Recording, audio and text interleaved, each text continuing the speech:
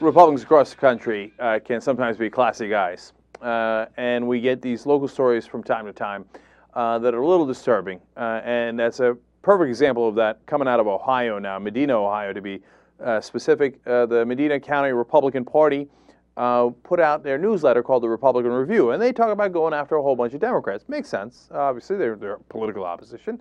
But they got a little carried away, and they wanted to take a swipe at Representative Betty Sutton. And what they did was they put out the newsletter saying, quote, "Let's take Betty Sutton out of the House and put her back in the kitchen." Oopsie doopsie. And back in the kitchen with an exclamation point, just in case you were unclear about it. Now, does this appear to be a little sexist? Of course! How else could you take it, right? I don't know. I literally have no idea how else you could interpret that.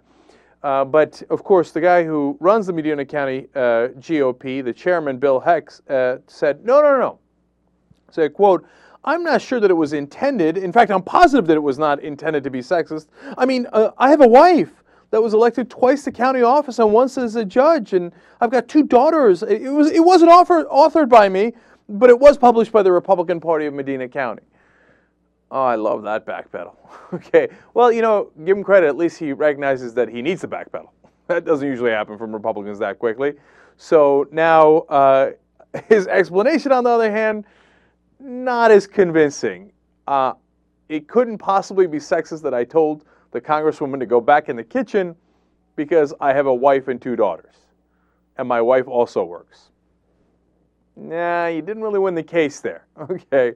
And again, we're not sure if he wrote it or not, but he is, of course, responsible for the newsletter that goes out.